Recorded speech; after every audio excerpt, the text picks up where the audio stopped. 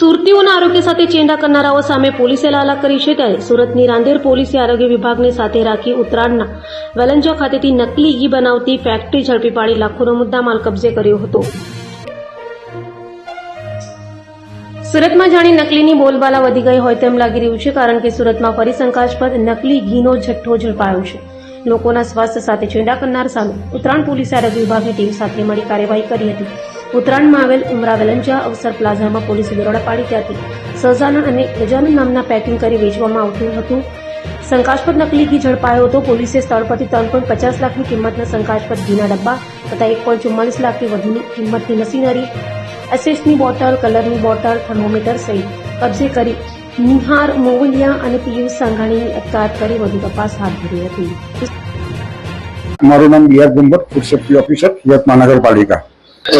ગત રોજ અમને માહિતી મળેલ કે દુકાન નંબર 108 અવસર પ્લાઝા, ઉમરા વેલંજા રોડ, વેલંજા સુરતના સ્થળે આવેલ ટાટા ડેરી પ્રોડક્ટ નામની સંસ્થામાં ગાયના ઘીનું શંકાસ્પદ ઉત્પાદન થઈ રહ્યું છે। તેથી અમો અને ઉત્તરાયણ પોલીસે સાથે રેડ પાડી અને ત્યાંથી શ્રી સહજાનંદ ગાયનું ઘી અને શ્રી ગજાનંદ ગાયના ઘીના નમૂના લઈ પૃથ્થકરણ માટે લેબોરેટરીમાં મોકલી આપવામાં આવેલ છે।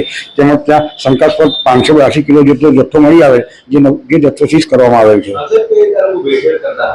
આ લોકો ગાયના ઘીમાં વેજીટેબલ ઓઇલ, સોયાબીન ઓઇલ વગેરેની ભેળસેળ કરતા હોવાની પ્રાથમિક માહિતી મળેલ છે। આ લોકો 2-3 મહિનાથી આ વેપાર ચાલુ કરતા હતા। એ લોકો 620 રૂપિયા પર કિલોના ભાવે વેચાણ કરતા હતા અને તેમના ડિસ્ટ્રીબ્યુટરની રિટેલ માર્કેટમાં તેનું વેચાણ કરતા હતા। આ તમામ લોકો વિરુદ્ધ ફૂડ સેફ્ટી સ્ટાન્ડર્ડ પ્રમાણે આગળની કાર્યવાહી કરવામાં આવશે।